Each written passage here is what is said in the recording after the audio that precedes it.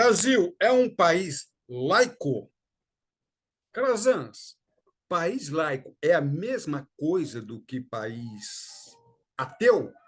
Esta é, sim, a confusão que muitas pessoas fazem. O que é país laico e o que é um país ateu. E aqui eu faço uma pergunta. Brasil é laico ou é ateu?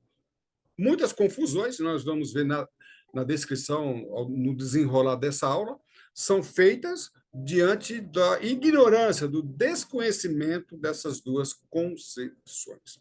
Este bate-papo de hoje está relacionado aos políticos, que, na minha opinião, devem ser cultos e preparados. Você, político, não precisa ser bacharel em direito, nem especialista em direito, mas você precisa ter um mínimo conhecimento de direito para que possa bem exercer o seu cargo e a sua função. E o nosso curso de Ciências Políticas tem, sim, esta finalidade. Tudo bem? Eu sou o professor Calazans, do IPK, e para mim é um grande prazer tê-los a bordo. Na realidade, nós não vamos entrar em grandes detalhes mais profundos nesta aula aqui. Aqui é mais para provocar o raciocínio lógico jurídico. Em nosso curso, nós entramos em mais detalhes para que você, político, possa ter um conhecimento legal suficiente para o desempenhar a sua função. Para que nós consigamos aqui bater um bate-papo sobre esse assunto, vamos falar do preâmbulo da Constituição Federal de 1988, que é a Constituição vigente no país. Preâmbulo, né? Antes mesmo de começar o primeiro artigo, preâmbulo seria a apresentação da Constituição, poderia dizer de uma forma bem singela, aquelas orientações que vão nortear toda a Constituição. E sem entrar em grandes detalhes, em grande interpretação do preâmbulo, vamos ver uma frase, né?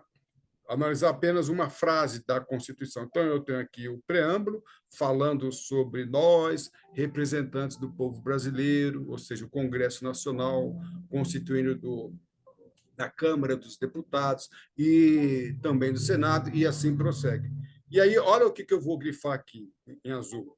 Nós promulgamos, sob a proteção de Deus, a seguinte Constituição da República Federativa do Brasil. Olha só que coisa. Deus, ele é constitucional e é vigente. Ou seja, Deus está na Constituição do nosso país. E entender isto é, sim, muito importante. Conforme eu disse no início, muitas discussões têm sido levadas em consideração se o Brasil é laico, ele é ateu. Eu estou gravando esse vídeo aqui nos dias que antecedem o segundo turno das eleições presidenciais e também dos governos, segundo turno, aqui no Brasil, 2022. E nós temos visto muita discussão entre política e religião. Os políticos, os candidatos, eles têm que se envolver com religião, e aí nós temos pareceres, discussões de juristas religiosos, até que ponto um político deve se envolver com religião, até que ponto os religiosos têm que se envolver com a política. É uma discussão que eu não vou tratar aqui hoje. O nosso papel aqui é desenvolver o raciocínio técnico, lógico, jurídico. É uma provocação. Mas o desenrolar desta questão está também no desconhecimento dessa concepção do preâmbulo. E aqui eu vou apresentar algumas discussões que nós vimos no Brasil. Símbolos religiosos em locais públicos. Eu me lembro de um determinado líder de uma instituição pública, ele removeu todos os símbolos religiosos daquela repartição pública. E foi uma bagunça, foi uma confusão, porque os membros, os funcionários, os colaboradores, o público em geral reclamou, uns foram a favor e outros foram contra.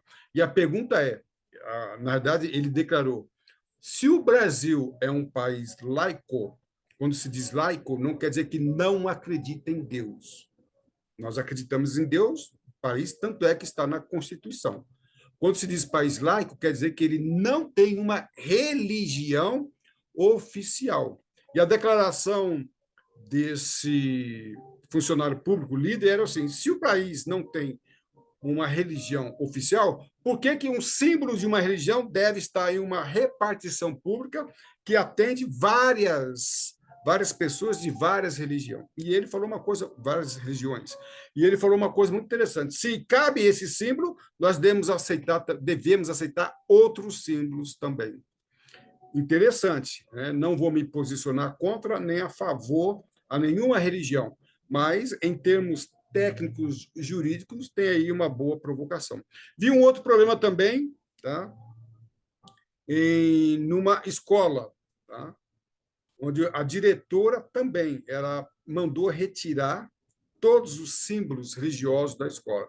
Uma confusão entre pais e alunos e demais funcionários. E ela apresentou o mesmo argumento.